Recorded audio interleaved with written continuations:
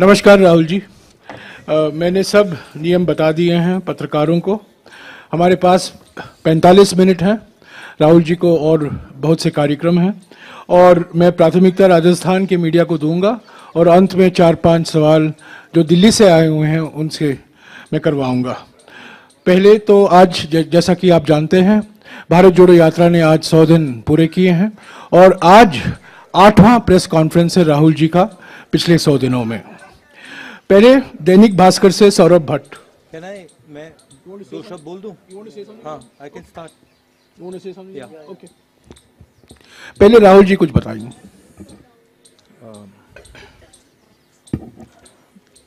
आप सबका यहाँ बहुत बहुत स्वागत। अब भारत जोड़ो यात्रा के 100 दिन हो गए हैं। कन्याकुमारी से अब हम राजस्थान से निकल रहे हैं। बहुत अच्छा एक्सपीरियंस रहा है। जब शुरू किया तो प्रेस के हमारे मित्रों ने कहा था कि देखो ये साउथ में सक्सेस रहेगी, मगर जब साउथ से निकलेंगे तो सक्सेस नहीं होगी। फिर महाराष्ट्र में कहा कि हाँ महाराष्ट्र में सक्सेस हो गई मगर हिंदी बेल्ट में सक्सेस नहीं होगी। और फिर हिंदी बेल्ट में जब हम आए कहा अच्छा मध्य प्रदेश में सक्सेस हो गई बट अब राजस्थान में फैक्शनलिज्म है, वहाँ पे सक्सेस नहीं होगी। और आपने बहुत क्लियरली देखा कि राजस्थान में बहुत लोग आए, लाखों लोग आए। हमारे संगठन ने बहुत अच्छा इफेक्टिव काम किया और शायद सबसे अच्छा रिसेप्शन इस यात्रा का राजस्थान में हुआ। यात्रा के लक्ष्य 3 हैं। सबसे ज़रूरी कि हम हिंदुस्तान को जोड़ना चाहते हैं। जो नफरत, हिंसा और डर की राजनीति बीजेपी कर रही है, आरएसएस कर रहे हैं, उसके खिलाफ हम खड़ा होना चाहते हैं। ये मैसेज बहुत अच्छी तरह देश में गया है। बहुत अच्छा रिसेप्शन हुआ है इस मैसेज का। ये लोग सुनना चाहते हैं। ये राजनीति करने का एक दूसरा तरीका है, कांग्रेस का तरीका है, गांधी जी का तरीका है। दूसरे 2 मैसेजेस हैं। एक जो बेरोजगारी बढ़ती जा रही है उसके खिलाफ, और दूसरा जो महंगाई और जो इनकम इनक्वालिटी हो रही है, जो चुने हुए लोगों को बहुत सारा फायदा मिल रहा है और हमारे जो किसान हैं, मजदूर हैं, छोटे दुकानदार हैं, युवा हैं, उनका नुकसान हो रहा है। तो ये हमारे 3 मुद्दे थे। अगर आप चाहते हैं मैं अंग्रेजी में बोल लेता हूँ या हिंदी में, ठीक है। अब आपके जो सवाल होंगे आप पूछ सकते हैं। दैनिक भास्कर के सौरभ भट्ट, माइक दीजिएगा जल्दी जल्दी, संक्षिप्त में प्लीज। नमस्कार सर। सर, भारत जोड़ो यात्रा राजस्थान में जब से आई है कांग्रेस सड़कों पर एकजुट दिख रही है। कोई बयानबाजी भी नहीं हो रही, कोई विवाद भी सामने नहीं आ रहा। लेकिन जब आप राजस्थान यहाँ से छोड़कर जाएंगे तो क्या स्थितियाँ यही रहेगी? इसके लिए कोई मैकेनिज्म देके जाएंगे या फिर कांग्रेस ऑल इज वेल के बयान से ही काम चलाएगी? मेरी राय है कि जो मैंने देखा है, और ये सिर्फ राजस्थान की बात नहीं है, ये बाकी स्टेट्स की भी बात है, कि मेन इशू कांग्रेस पार्टी की कि हमारा जो आम कार्यकर्ता है, जो सड़क पे लड़ता है,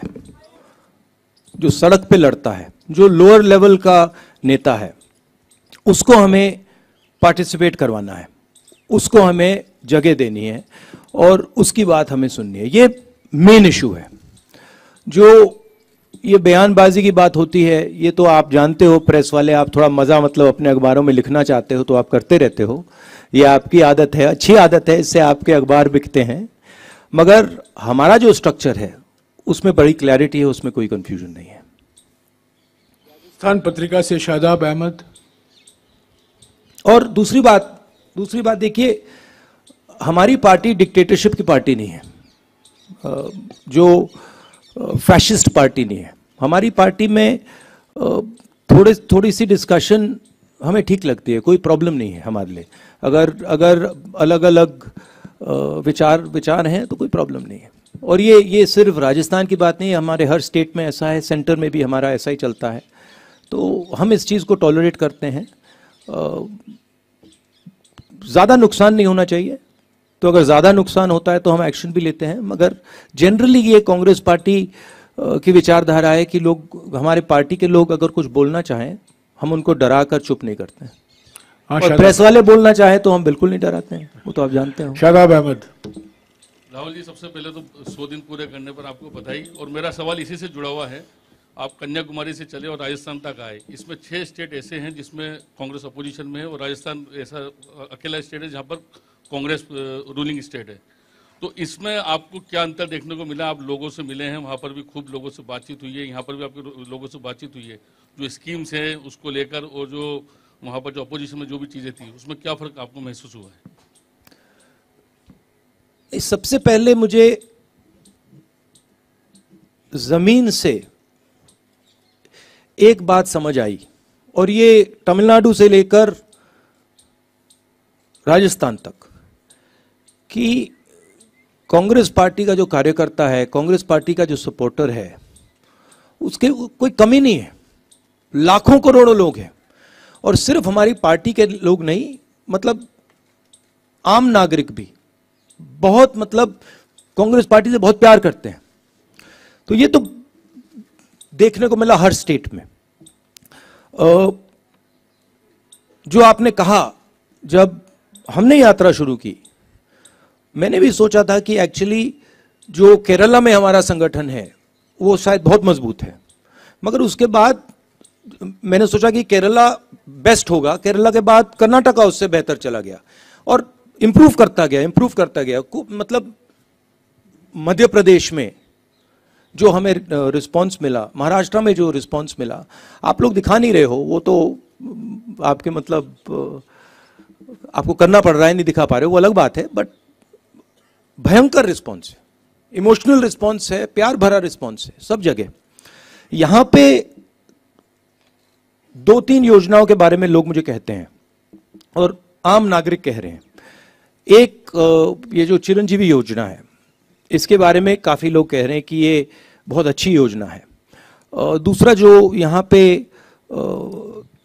शहरी मनरेगा शुरू किया है, शहरी रोजगार गारंटी स्कीम, उसके बारे में भी लोग काफी कह रहे हैं। छोटी छोटी प्रॉब्लम्स हैं, तो चलते हुए लोग थोड़ी शिकायत करते हैं कि यहाँ पे बिजली नहीं आ रही है थोड़ी सी, या फ्लोराइड, आज लोगों ने मुझे कहा कि उनके गांव में फ्लोराइड का पानी है। तो ऐसी शिकायतें तो आती है, वो तो सब जगह आती हैं। तो ओवरऑल काफी अच्छा रिस्पॉन्स रहा है। नवज्योति से गुणेंद्र, शिकायत नहीं है। नवज्योति से गुणेंद्र शर्मा।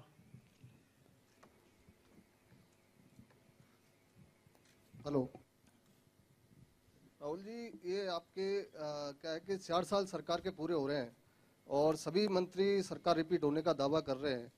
अभी जो हाल में घटनाक्रम हुआ, उसके बाद आपको क्या लगता है कि अब अगले 1 साल में सरकार रिपीट के लिए क्या किया जाएगा? और इसी में एक सवाल है, जयराम रमेश जी ने कल कहा, एक सवाल प्लीज, एक सवाल। बिना चेहरे के चुनाव लड़ेगी कांग्रेस। आपने सवाल कर दिया, सवाल का जवाब देंगे। आपने सवाल कर दिया, एक सवाल। तो देखिए, चुनाव का प्रेडिक्शन आप लोग करते हो, आप लोग जानते हो, मगर मैं आपसे ये कह सकता हूं कि यहाँ पे ओवरवेलमिंग रिस्पांस रहा है और हमारे जो कार्यकर्ता हैं उनकी मतलब अनबिलीवेबल स्ट्रेंथ है। जो मैंने पहले कहा, अगर हमने, जो हमारे कार्यकर्ता हैं, जो हमारे लोअर लेवल के लीडर्स हैं, उनको उनका अच्छी तरह प्रयोग किया तो हम चुनाव बहुत आसानी से जीत जाएंगे। जो लोग हमारे लिए काम करते हैं, जो लोग हमारे लिए लड़ते हैं, अगर उनको हमने सही जगह दे दी तो यहाँ पे भयंकर जीत होगी, स्वीप होगा। तो वही मेन इशू है। राष्ट्रदूत से योगेश शर्मा। राहुल जी, आप कह रहे हैं रेस्पॉन्स अच्छा मिल रहा है, निश्चित तौर पर सड़क पर बहुत सारे लोग आपको देखने सुनने आ रहे हैं, लेकिन पार्टी के अंदर बहुत सारी अनिर्णय की स्थिति होती है। 80 दिन पहले आला कमान के निर्णय के खिलाफ जाकर समानांतर विधायक दल की बैठक होती है, उसमें प्रभारी के खिलाफ बयान दिए जाते हैं। आप 3 नेताओं को नोटिस देते हैं, 80 दिन बाद उस पर निर्णय नहीं होता। उसी दिन विधायक इस्तीफा देने गए थे, उन इस्तीफों में कोई निर्णय नहीं होता और सवाल कीजिए प्लीज, सवाल कीजिए। ये अनिर्णय की स्थिति कब तक रहेगी? कोई निर्णय की स्थिति नहीं है, बड़ा क्लियर है ये आपको। मतलब ये थोड़ा थोड़ा होता रहता है पार्टी में, हमारी पार्टी में होता है, कोई बड़ी प्रॉब्लम नहीं है, कोई कंफ्यूजन नहीं है। दैनिक भास्कर डिजिटल से गोवर्धन। अगर आप कंट्रोवर्सी चाहते हैं मुझसे पूछिए, मैं कंट्रोवर्सी करा सकता हूं आपके लिए, थोड़े आपके बिकेंगे अखबार, नो प्रॉब्लम। गोवर्धन जी, राजस्थान में इसी से एडजॉइनिंग सवाल है, राजस्थान में अगला चुनाव किसकी लीडरशिप में करेंगे या बिना चेहरे के जाएंगे, ये क्लियर कर दीजिए, क्योंकि बहुत सारे लोग। भैया मैं कांग्रेस पार्टी का प्रेसिडेंट नहीं हूं, कांग्रेस पार्टी के प्रेसिडेंट खारगे जी हैं, आप ये सवाल उनसे पूछिए। आपने सवाल पूछा, मैंने सवाल का जवाब मिल गया। फिर से दोहरा देता हूं, खारगे जी से पूछिए। टाइम्स ऑफ इंडिया जयपुर से जॉय चंद। सर मेरा क्वेश्चन है, ये कांग्रेस में क्या है, कुछ नेता लोग बोलता है ये कोई नेता चला गया तो कोई फर्क नहीं पड़ता, the lot of attrition in the Congress, so what you are planning to stem this tide of people leaving Congress and joining other parties on BJP poaching them? Where is the tide? Last I heard, Congress won the election in Himachal Pradesh. You're not congratulating us for that. No, we are. How come you haven't said? How come you haven't said congratulations, Congress Party winning Himachal Pradesh? That you're not saying. That is only a drop in the ocean, actually. No? No, it's not. See, please don't underestimate what the Congress Party is. See what has happened, and with all due respect, you have been responsible for it. Is that there Hindi mein? Hindi? English or Hindi? You asked the question, what do you prefer? English. So, there has been a systematic defamation campaign, okay, run against myself for sure, and run against the Congress Party. And the press has participated willfully in this campaign.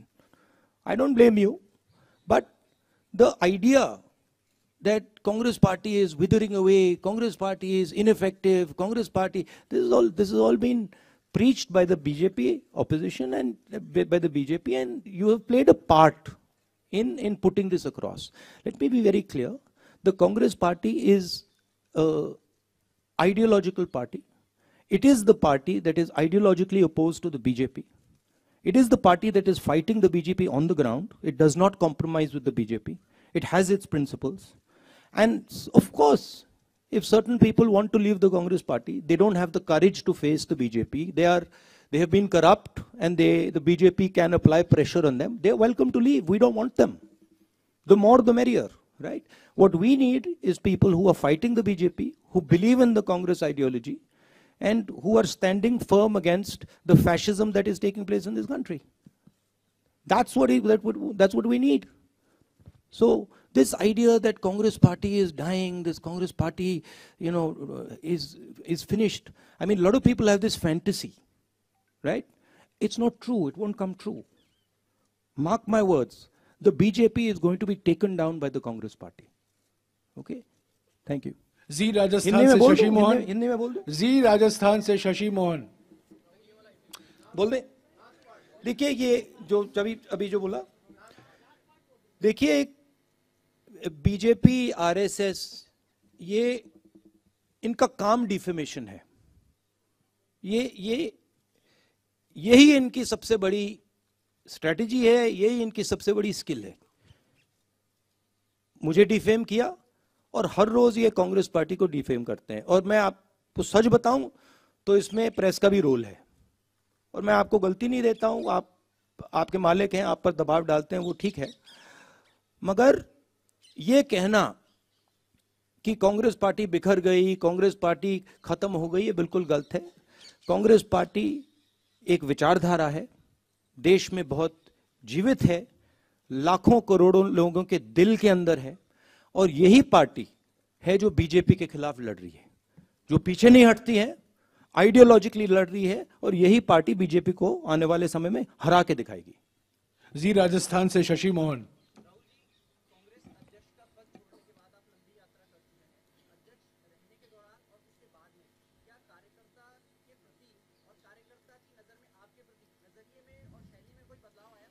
ये तो भैया आपको उनसे पूछना पड़ेगा। वो बताएंगे, मैं कैसे बताऊं? मेरा पर्सनल नजरिया नहीं, लाइफ का एक्सपीरियंस होता है, वो भी एक्सपीरियंस था, ये भी एक्सपीरियंस है, तो एक सफर है, उससे भी सीखने को मिला, इससे भी सीखने को मिला। मगर यात्रा से मुझे पर्सनली तो काफी फायदा हुआ है। यात्रा भी खत्म नहीं हुई है, मगर बहुत सीखने को मिला है। जो सड़क पे दिखता है और चलने से जो दिखता है वो बिल्कुल अलग होता है। मतलब थोड़ी थकान होती है, थोड़ा दर्द होता है, तो तब सुनने में सच्चाई अच्छी सुनाई देती है। फर्स्ट इंडिया से योगेश शर्मा। क्योंकि जब सड़क पे चला जाता है तो जैसे हम लाखों लोगों से मिल रहे हैं और 1-to-1 बात होती है, और जब हम सड़क पे चलकर बात करते हैं तो जैसे हम किसान से मिलते हैं तो वो इस बात को समझ लेता है, एकदम समझ लेता है कि ये जो व्यक्ति आया है ये दर्द सह के आया है, ये फालतू में नहीं आया है, ये चल के आया है, एक प्रकार से बोझ उठा के आया है। तो वो दूसरे तरीके से बोलता है और वो दिल से बोलता है, वो दिमाग से नहीं बोलता है। तो जब हिंदुस्तान की जनता दिल से बोलती है तो बिल्कुल अलग चीज समझ आती है। एक बात यह है। दूसरी बात है कि मुझे लगता है, और इसमें मैं शायद गलत हूं, मगर मुझे लगता है कि हमारी राजनीति में जो पहले हमारी राजनीति हुआ करती थी, खासतौर से 70-80 साल पहले महात्मा गांधी जी के समय की राजनीति, इंडिपेंडेंस की राजनीति, उसमें राजनेता जनता के बीच में होता था, एक प्रकार से जनता के अंदर होता था, दूरी नहीं थी। और आज राजनेताओं के बीच में, और मैं सिर्फ सीनियर लेवल राजनेताओं की बात नहीं कर रहा हूं, जूनियर लेवल राजनेताओं के बीच में और जनता के बीच में एक दूरी से पैदा हो गई है। थोड़ा सा उसको अहंकार कह सकते हैं, अहंकार पैदा हो गया है। शायद उस टाइम देश गरीब था, आजादी मिली थी, तो नेताओं की अप्रोच थोड़ी अलग थी।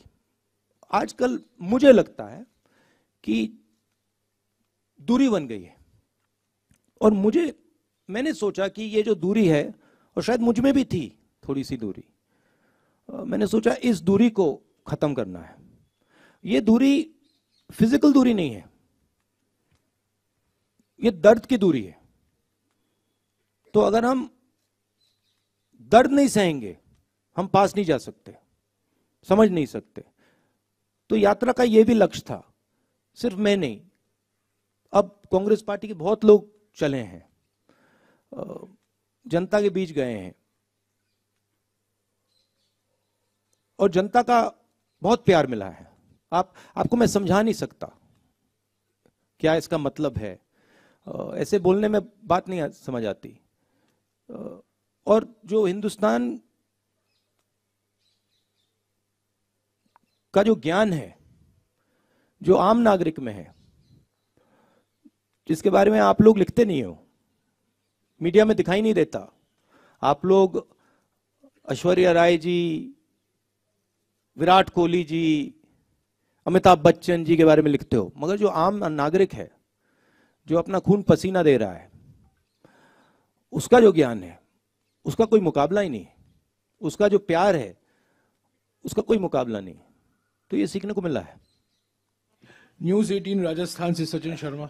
मेरा रह गया था सवाल। हाँ, अच्छा, सॉरी। राहुल जी, कई रंग आपने देखे कन्याकुमारी से लेकर राजस्थान तक, और राजस्थान में गहलोत सरकार है या कांग्रेस सरकार है, लेकिन बाकी जगहों पर कांग्रेस का राज नहीं है। लेकिन कांग्रेस की कोख से जन्मे कई दल वहाँ पर क्षेत्रीय दलों के रूप में खड़े हो गए, जिन्होंने कांग्रेस को लगातार नुकसान पहुंचाने का काम किया। चाहे हम जगन रेड्डी की पार्टी देख लें या और दूसरे पश्चिम बंगाल में ममता बनर्जी की पार्टी देख लें। और जयराम रमेश जी ने कहा भी था एक दिन कि सवाल कीजिएगा, सवाल कीजिएगा, सीधा सवाल। तो क्या कांग्रेस अब इन सब पार्टियों की अगुवा बनेगी? और जो कांग्रेस विचारधारा से निकले हैं, क्या उनको समाहित करने का काम हर पार्टी का एवोल्यूशन होता है, ट्रांजिशन होता है। जो कांग्रेस पार्टी 10 साल पहले थी, जो हिंदुस्तान के हालात 10 साल पहले थे, 20 साल पहले थे, 30 साल पहले थे, 40 साल पहले थे, वो बदलते जाते हैं। पार्टी को अडेप्ट करना पड़ता है। अभी आप कांग्रेस पार्टी को अडेप्ट करते हुए देख रहे हो। कमियां रही हैं, मैं ये नहीं कह रहा हूं कि कांग्रेस पार्टी ने कभी गलती नहीं की, गलती की है, बहुत गलतियां की हैं, मगर देश के जो हालात हैं उसके लिए अब कांग्रेस पार्टी अडेप्ट कर रही है। और जो कांग्रेस पार्टी की जड़ है, जो उसका डीएनए है, अब कांग्रेस पार्टी उसके ओर जा रही है। और मैं आपको एक बात कह सकता हूं, जिस दिन कांग्रेस पार्टी ने अपनी जड़ पकड़ ली, जिस दिन जो कांग्रेस है वो कांग्रेस संगठन बन गया, उस दिन यहां पे कोई नहीं हरा सकता कांग्रेस को। तो ये कम्युनिकेशन है, जनता के साथ एक कम्युनिकेशन है, जनता को समझने का प्रयास है और अपने आप को बदलने का प्रयास है। ठीक है, तो ये आप ट्रांजिशन देख रहे हैं, इसमें थोड़ा टाइम लगेगा, मगर ये विचारधारा जो है कांग्रेस पार्टी की, ये 10-15 साल पुरानी नहीं है, ये 100 साल पुरानी भी नहीं है। ये जो लड़ाई चल रही है ये हजारों साल पुरानी लड़ाई है, हजारों साल पुरानी। तो ये विचारधारा की लड़ाई पहले थी, आज है, कल भी रहेगी। कांग्रेस पार्टी को प्रिसाइसली ये समझना है कि कांग्रेस पार्टी है क्या, और वो एक सफर है। और हमारे लिए जो हो रहा है, मैं आपको बताऊं, ये जो बीजेपी आई है, जो आरएसएस आई है, सारे इंस्टीट्यूशंस को कैप्चर कर लिया है इन्होंने। ये कांग्रेस पार्टी के ट्रांजिशन के बदलाव के लिए, ट्रांजिशन के लिए नई एक जो कांग्रेस पार्टी का रूप है, उसके लिए बहुत अच्छा है, खराब नहीं है। और जो हमारे सीरियस नेता हैं, जो कांग्रेसी हैं, उनको ये मालूम है और वो दिख जाते हैं, वो डरते नहीं हैं, वो दिख जाते हैं। न्यूज़ 18 राजस्थान से सचिन शर्मा।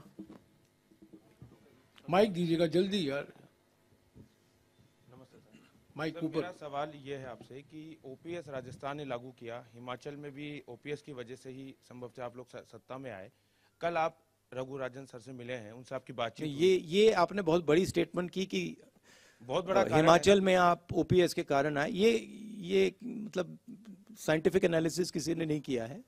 उसका एक बड़ा रोल रहा होगा। गहलोत साहब भी कई बार गए, उन्होंने ओपीएस की बात कही, लेकिन कई अर्थशास्त्री उसके विरोध में, उसके खिलाफ हैं। कल आपकी रघुराम राजन साहब से लंबी बात हुई, क्या उनसे इस बारे में आपकी कोई बातचीत हुई? उनकी क्या राय है और आप इस बारे में? नहीं, उनसे इसके बारे में राय नहीं हुई। आप क्या सोचते हैं सर? प्यार से भैया, नहीं, उनसे बात नहीं हुई, मगर हमारी जो जनरल अप्रोच होती है, जो हमारी स्टेट लीडरशिप नॉर्मली जो स्टेट लीडरशिप करना चाहती है, थोड़ी सी फ्लेक्सिबिलिटी हम उनको देते हैं। तो हम ये नहीं कहते हैं कि हर स्टेट को ये करना है, हम सेंटर से एडवाइस दे सकते हैं, एडवाइस देते हैं कि हमें लगता है कि ये ठीक है या ये ठीक नहीं है, बट जनरली हम स्टेट्स पे छोड़ देते हैं, क्योंकि अलग अलग स्टेट्स को अलग अलग तरीके से अपनी सरकार चलानी पड़ती है। इंडिया न्यूज़ राजस्थान से दिनेश डांगी।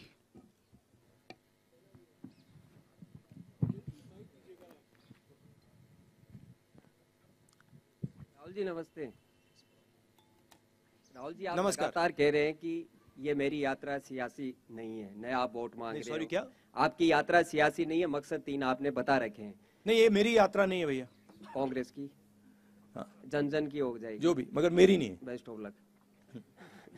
लेकिन आप दिल से बोलते हैं, दिल का ही सवाल करते हैं, तो पब्लिक पूछ रही है ये आदमी क्यों घूम रहा है, इसको वोट नहीं चाहिए, राजनीति ये नहीं कर रहा, क्या फायदा मिलेगा? अल्टीमेटम जो मुद्दे आप उठा रहे हैं 8 साल से, 2014 से, न मीडिया न मोदी सरकार सीरियस ले रही है, पब्लिक रिजल्ट दे चुकी है लोकसभा राज्यसभा में, तो वो कह रहे हैं ये क्यों घूम रहा है? ये व्यक्ति इसलिए घूम रहा है क्योंकि इस देश में बीजेपी ने डर और नफरत फैला दिया है, और ये व्यक्ति इसलिए घूम रहा है क्योंकि वो डर और नफरत को मिटाना चाहता है।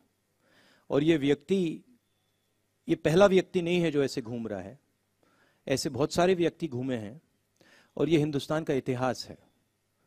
ये जो नफरत और डर से लड़ने का ये हिस्ट्री है हमारी, ये इतिहास है, और मैं पहला नहीं हूं और अंतिम नहीं होऊंगा। और ये मेरी यात्रा नहीं है, ये हिंदुस्तान के लोगों की यात्रा है, ये कांग्रेस पार्टी की विचारधारा की यात्रा है, और ये हिंदुस्तान को जोड़ने की यात्रा है। राजस्थान मीडिया से आखिरी सवाल है, पत्रिका टीवी से राहुल सिंह।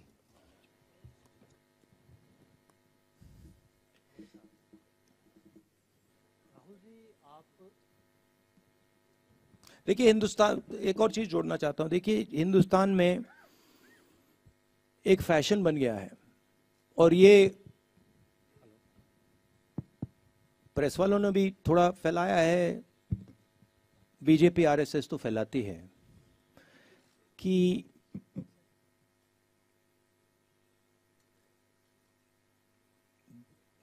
देश के लोग एक दूसरे से नफरत करते हैं।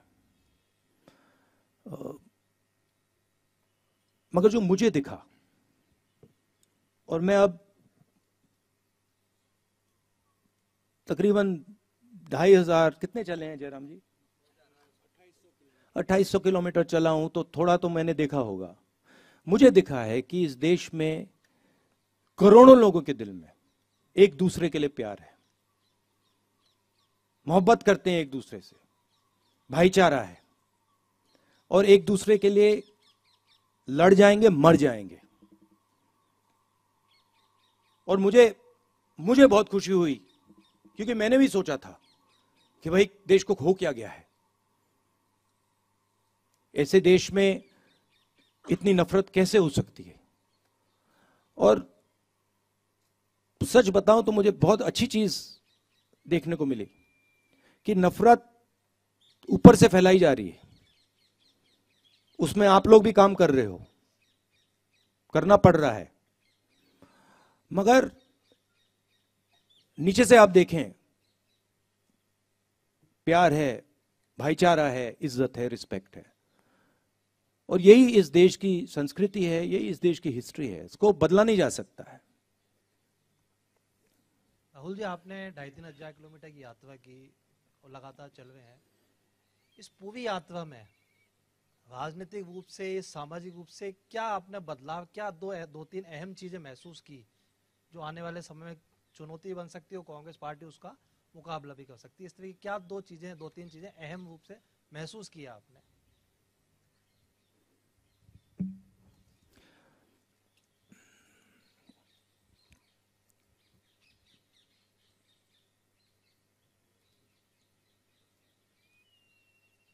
इस देश में आर्थिक अन्याय हो रहा है,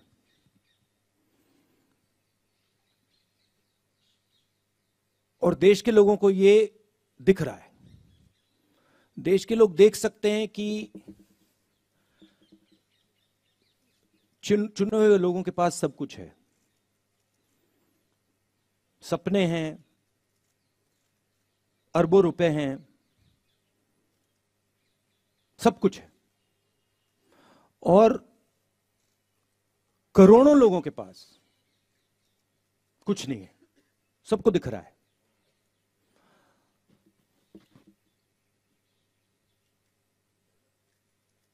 करोड़ों लोग हर रोज उठते हैं, कोई ना कोई सपना देखते हैं, और फिर उनका सपना टूट जाता है। युवा कोई इंजीनियर बनने की कोशिश करता है, कोई डॉक्टर बनने की कोशिश करता है, दिल में उनको सच्चाई मालूम है कि कुछ मिलेगा नहीं, जानते हैं। जैसे बहुत सारे युवा मुझसे कहते हैं, मैं पूछता हूं क्या कर रहे हो, आईएएस में जाना चाहते हैं। फिर मैं सवाल पूछता हूं, बेटा हिंदुस्तान में कितने लोग हैं? 140 करोड़। बेटा हिंदुस्तान में साल में आईएएस कितने लोगों को मिलती है? 150। क्या तुम्हें सचमुच में लगता है कि तुम आईएएस में जा सकते हो? चुप हो जाते हैं। तो इस देश में जो अन्याय हो रहा है, जिसकी ये रक्षा आप भी कर रहे हो, जिसको आप भी छुपा रहे हो, आप नहीं छुपाना चाहते हो मगर छुपा रहे हो, वो देश की जनता को दिख रहा है। और यही कांग्रेस पार्टी का काम है कि जो देश को जो विजन होना चाहिए,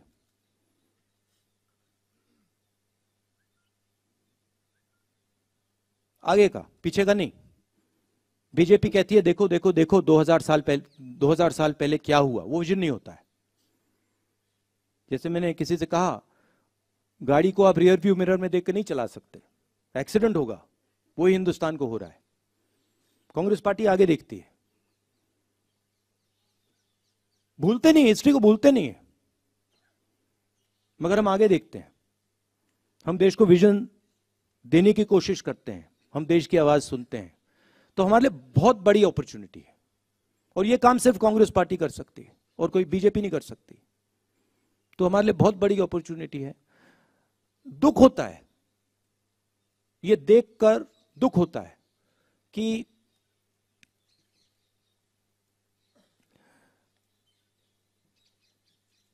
सौ लोगों के पास इतना धन है जितना 50 करोड़ हिंदुस्तानियों के पास है।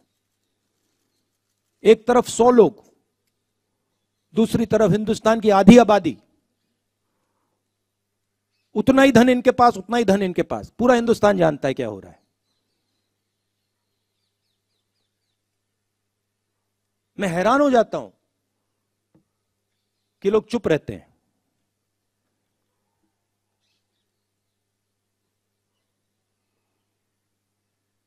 दिल बड़ा है उनका, मगर ऐसे देश नहीं चलाया जा सकता। तो ये समझने को मिला मुझे। राहुल जी, हमारे पास 5-7 मिनट बाकी हैं। 3 सवाल जल्दी लूंगा मैं दिल्ली स्थित मीडिया से। असीम कमाल, पीटीआई से।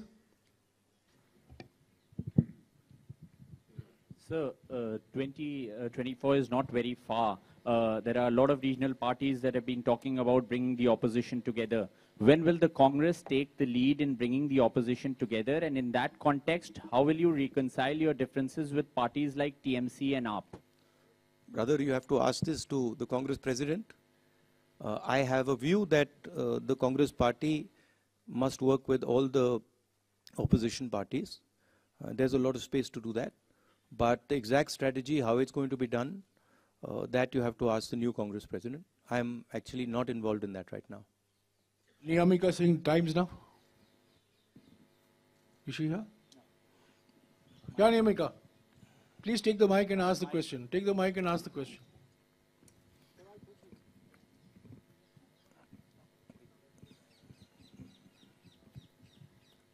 Hi, sir.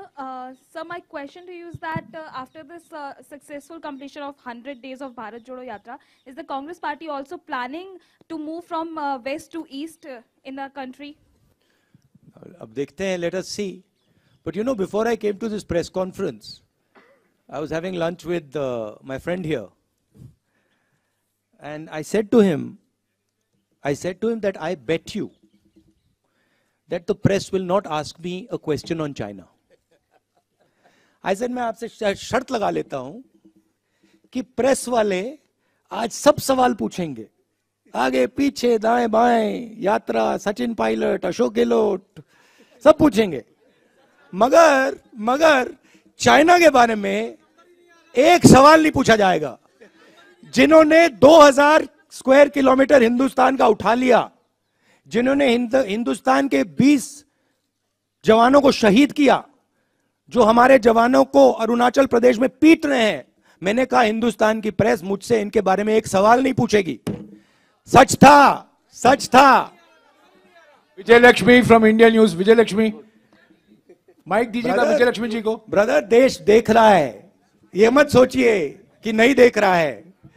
राहुल जी, विजय लक्ष्मी इधर। राहुल जी, मैं चाइना पर ही पूछना चाह रही थी। अब आप पूछ रहे हैं चाइना पर? नहीं राहुल जी, अब पूछ रही है। नहीं, मैं चाइना पर ही अब याद आया चाइना। अपनी बारी का इंतजार करी थी मैं, क्योंकि एक ऑर्डर है प्रेस कॉन्फ्रेंस का। क्योंकि पार्लियामेंट में आप से मुलाकात नहीं हो पाती है, भारत जोड़ो यात्रा में आप हैं, आपकी पार्टी उठा रही है ये मसला हाउस में, लेकिन सरकार की तरफ से कहा जाता है 1 इंच भी कोई हमारी जमीन का नहीं ले सकता है।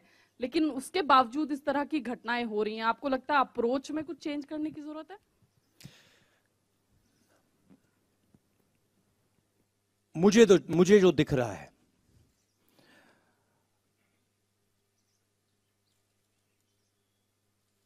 जो चाइना का थ्रेट है, और मुझे तो वो क्लियर, और मैं इसको अब 2-3 सालों से कह रहा हूं,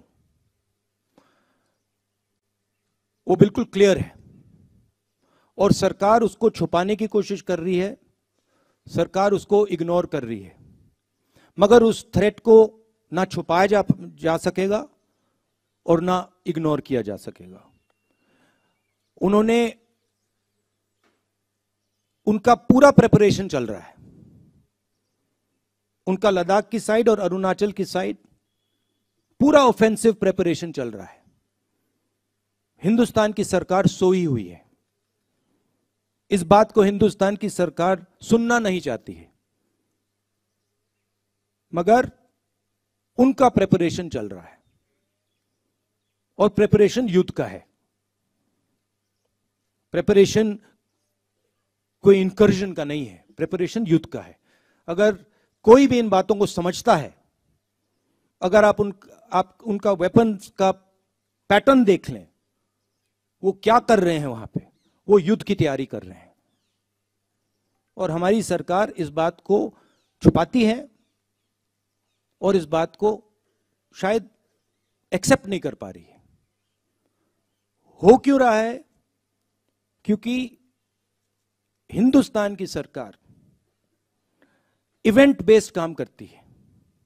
हिंदुस्तान की सरकार स्ट्रेटेजिकली काम नहीं करती है, इवेंट बेस्ड काम करती है। वो सोचते हैं कि भैया यहां पे एक इवेंट करो, यहां पे एक और इवेंट करो।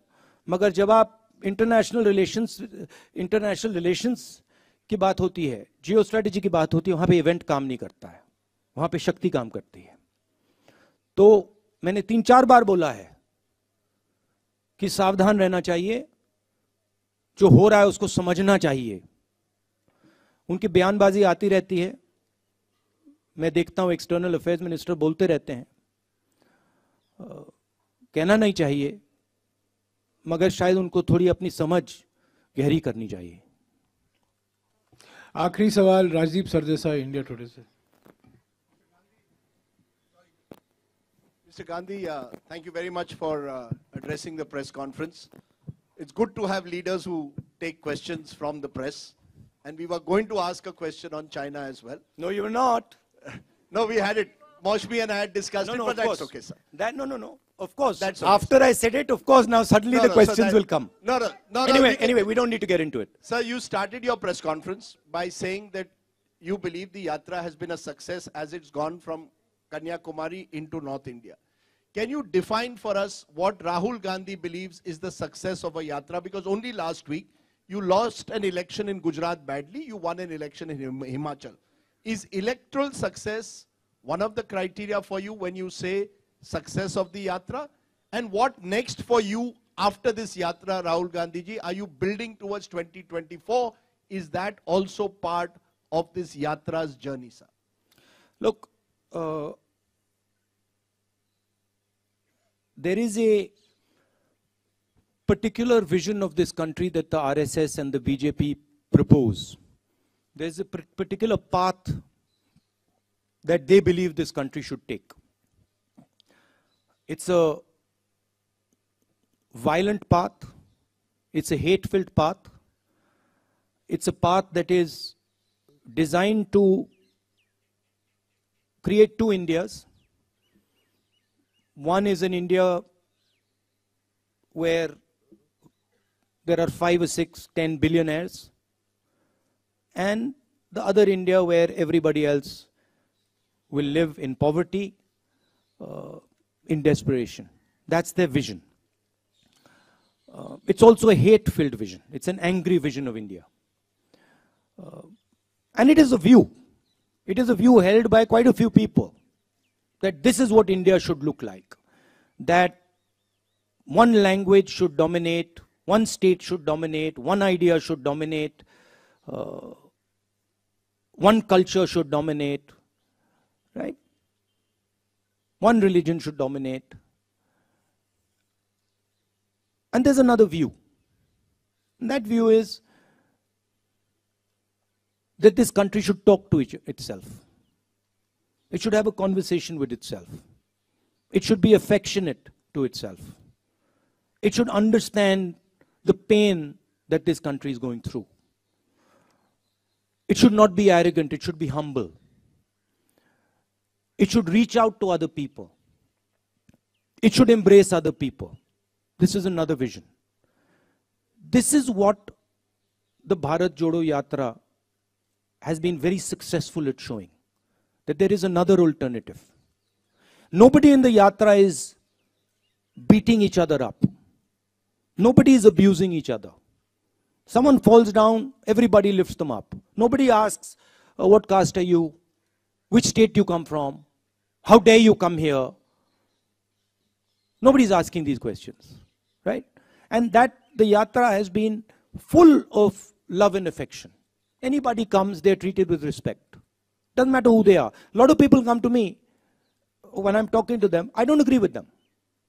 They'll say something to me, I tell them I don't agree with you. But there is the space for the disagreement. So where the Yatra has been extremely successful is that it has shown that there is another way of doing things. It has shown that you can actually respect people, you can actually embrace people, you don't have to be nasty and cruel. Okay, so there it has been a tremendous success. What next for me? I have said that the Yatra ends in Srinagar. I think it will end by the end of January. And I've said that, look, it is my endeavor to focus on this Yatra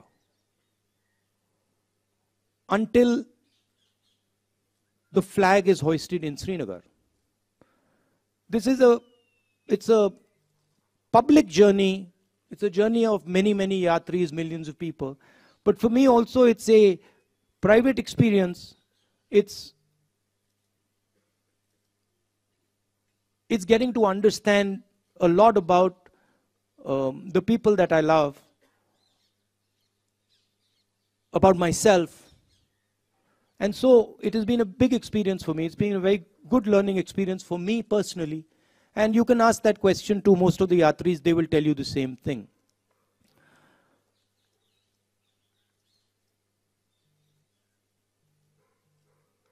One of the reasons the BJP wins elections, I mean, there are multiple reasons, right? There is that they have huge amounts of money. They use the institutions of the country. They pressurize and threaten people. Those things, those tools are not available to us. We don't want to use them. We will never take over the institutions of this country because we are the ones who built them and we know that they belong to the people of this country. We will never touch them. So we can't do that. We don't have access to that money. We never will. Right? Because we don't offer the conveniences that the BJP offers. We say inconvenient things about farmers and laborers and small businesses and youngsters, and we do all that. So we'll never get that money. But one of the other reasons that BJP wins elections is because they're very clear on who they are. They're hateful, I don't agree with them. They divide India, I don't agree with them. But they have complete clarity on who they are. It's easy to have clarity on who they are, because for them it's just, do you hate so and so? Yes, you do. Okay, that's who you are. For us, it's much more complicated. But the day the Congress party understands in depth who it is and what it stands for, it will win every election that it faces. Okay? There is also the matter of fighting elections operationally, which we are getting better at. Himachal Pradesh election, we faced the full money of the BJP, the full organizational capability of the BJP, we beat them. And frankly, if in Gujarat the AAP hadn't been put up as a proxy and hadn't been used to target the Congress party, we would probably beaten the BJP there as well. So we are learning, but we are different than the large number of opposition parties. We work with them, we appreciate them, we believe they're important, but we're different. And the way we're different is we represent a national ideology. We represent a vision for the country. None of the regional parties can represent a vision for the country. They can represent a vision for a community or a vision for a state, but they cannot represent a vision for the country, right?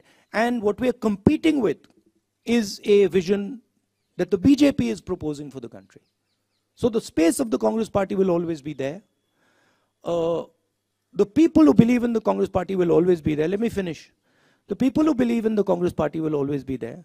It's a question of getting them excited, getting them motivated, and getting them to believe in what they stand for, which the Yatra has been very, very good at doing.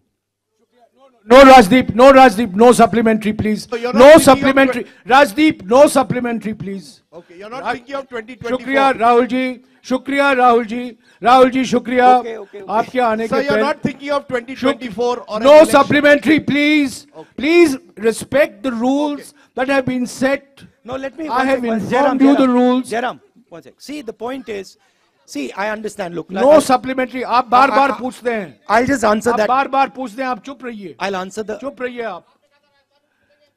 आपको पहले मिला था तेलंगाना में, आप हरियाणा में आइए. आप हरियाणा में आइए. अगले प्रेस कॉन्फ्रेंस में आपको हरियाणा में आइए. नहीं, मैं आपको करवा दूंगा. पहला आपको देंगे. अरे आप बार-बार पूछते हैं राहुल जी. यार धमकी देते रहते हैं आप.